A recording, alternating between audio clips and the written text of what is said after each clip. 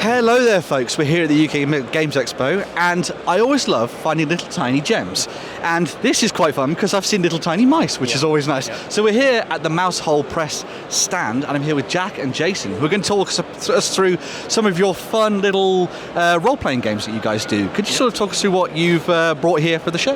Yeah. So I've got kind of two main games here.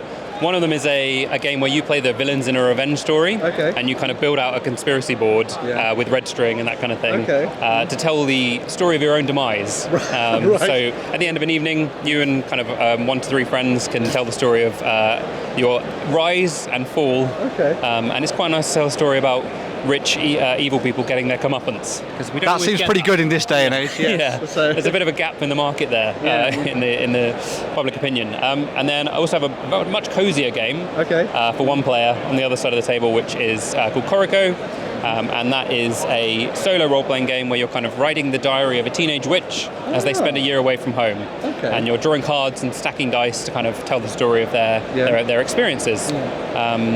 And then, Jason, did you want to talk about what you have? Yeah, so what have you bought on as well? Yeah, so similarly to Jack, I've got a bit of a mix of solo and multiplayer games. My probably most popular game is a solo game called Notorious. It's very Star Wars adjacent, where you're playing the sort of story of a bounty hunter, hunting down a target in space, in the middle of an intergalactic war, having a sort of mini encounter, boss fights along the way until you have the big final confrontation with your target and make a big choice about whether you capture them or let them go, etc. There's lots of different characters you can play, and yeah, it's a really fun little solo game. And then my multiplayer game is much more on the fantasy side of things. You're playing in a kind of, you're playing through the story of a revolt against an evil monarchy in a fantasy kingdom. I see a lot of toppling of people in power here. Yeah, I don't know why. I can't think of any reason why that would be topical nowadays, but you know. And basically what you're doing is you're trying to raise support for your revolt by travelling through the kingdom. It's all played out on this really nice cloth map that you get with the game. And at the end of the game, whoever wins and raises the most support becomes the monarchy, inevitably sets a new rule that nobody likes, and they become the evil villains in the next story. So it's like a bit of a legacy game where what you do in the first game influences your second game, etc.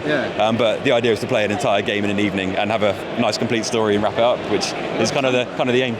Is this your guys' first UKGE, or have you been here before? Or? So I was here last year on my own for the first time. So I was spending 9 hours talking to people and not moving. So it's actually really nice this year to be with somebody else. You can share the pain. Yeah. Well, it's much easier when you can go outside. Get a coffee.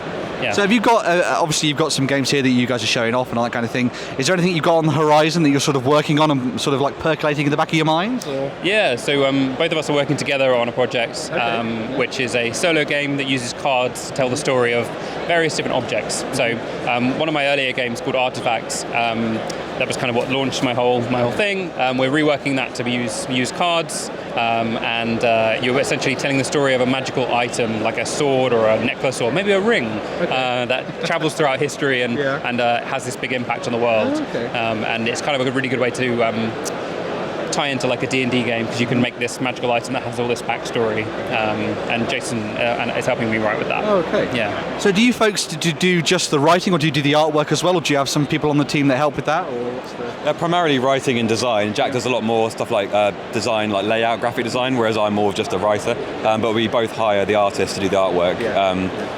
Because it's a really fun process, to be honest. Hiring artists, like being able to pay people to do work, and it's just a really fun thing to do, especially with like the whole AI debacle going on. It's quite nice to actually pay real people to make real art. That sort of collaborative effort between you as you go through the design process. Yeah, exactly. I love to draw a little stick figure and say I want it to look like this, and it comes back and it's this amazing thing. That's a really gratifying process. Very cool. Yeah. So if people want to come and check out your role-playing games and stuff like that, where can they find you here at the UKGE? We are in Hall 4, just on the border between 4 and 3A, on B17. Brilliant. Absolutely fantastic stuff. Well, thank you for running me through all of those. They sound really, really fun. I may come back later and buy some things, I think. I am itching for some more role-playing games. Thank you very much again for talking to us. Make sure to watch more of our videos in the live blog and, of course, over on the live stream as well.